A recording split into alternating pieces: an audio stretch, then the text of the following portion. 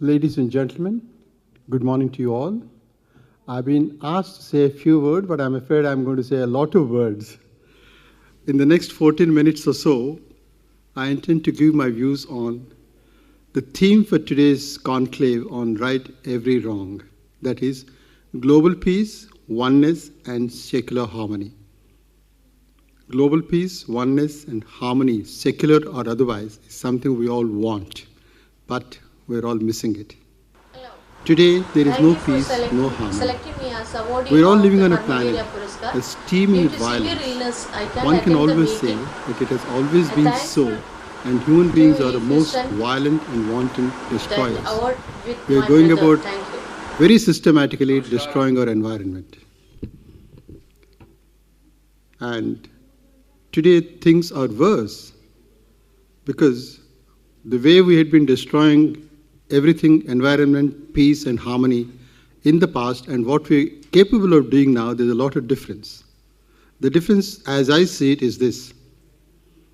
One, the tools for destruction and inflicting pain and damage are far more sophisticated and infinitely worse today than before. The numbers that can be affected and the extent of damage that can be caused has increased multifold. While a 500-pound bomb killed about 20 people in the Second World War, today a 50-kiloton nuclear device can kill 500,000 people. That's the kind of scale we're getting into, and it's going to get worse as days go by. 3. The stealth with which the destruction can be caused is mind-boggling. You're all aware that soldiers sitting in the United States, somewhere down south in Texas, are killing pinpointed individuals in Iraq and Afghanistan. That's where technology has brought us. There is no declared war. Once upon a time there used to be set peace wars. There's nothing like that. There is no purpose or an objective for carrying on violence and war. There is just feral hatred for perceived wrongs. I'm using that word perceived very carefully because there's really nothing wrong that's happening. One group wants to declare some incident as something wrong. That's their personal individual perception, but they're forcing it on the whole world. And in this bargain, innocent people are being targeted and killed. Fifth, the concept of gentlemanly war and Geneva Convention are gone. We are back to the sensitiveness, senselessness of free-for-all stage which was existent in the past. Finally, there is no defined battlefront. Where is India's enemy? India's enemy is in not only across the borders, but in every town, every village, in your next door. Often, we don't even know who the enemy is and what or where the enemy is. This is what is causing disharmony and lack of peace. Violence, in other words. We need peace, definitely not war. And we need sustained peace that will last for generations to come. And we need peace all over the world, globally. As you all are aware, there are several reasons for this state of unfortunate affairs. One is the 6 billion greedy and aspiring people on this small planet. It cannot sustain that large number of greedy people. It can sustain that many number of considerate people, not greedy people. All of us collectively want more of everything. As a measure for raising standards of living, there's nothing wrong with such aspirations and the desire to fulfill those aspirations. What has changed since the middle of the last century is the realization that the non-renewable resources that are driving the material progress of the human beings are limited and will be exhausted in the near future. Okay, if you find a lot of other things, maybe foreseeable future, but definitely going to be exhausted. The current manner of societal governance is by political systems, and the best of the worst is democracy. I will ignore the autocrats and dictators as exceptions because they lord over a small portion of the humanity. Small they may be, but the suffering is unquestioned. And I do sympathize with them, but since it's a very small number, I'm not taking them to the mainstream of thought. The political systems in the bulk of the world are therefore run by people whose sole, called democratic systems, whose sole interest is to do everything that will ensure their re-election to positions of power. Why?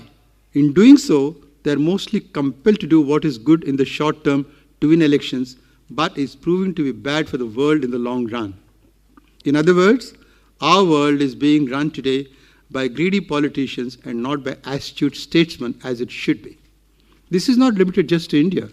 It's the same problem all over the world in various degrees. What does this mean?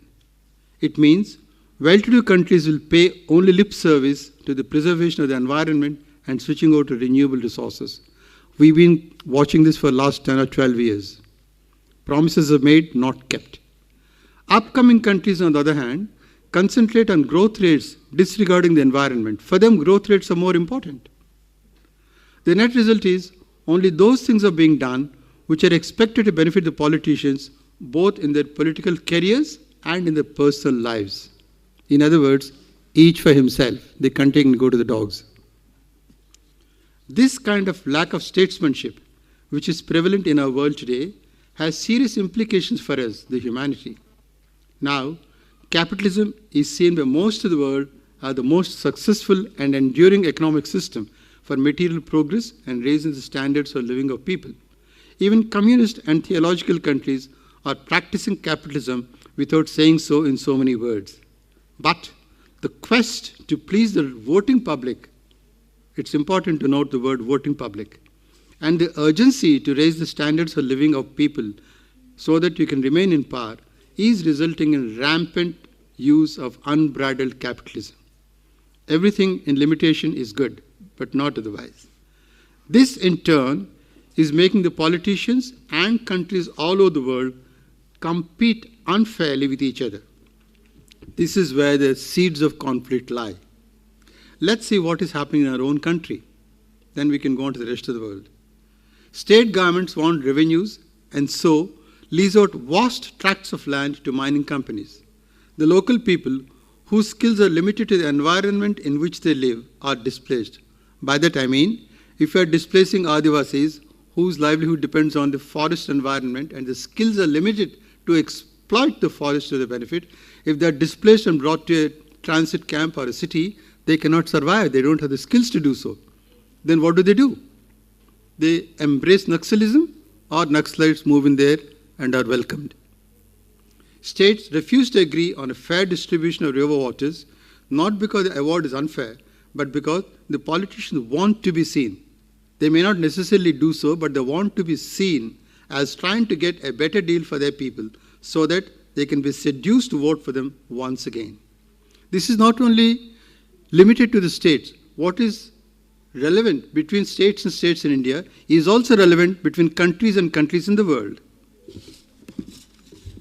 Politicians rake up irrelevant and unconstitutional demands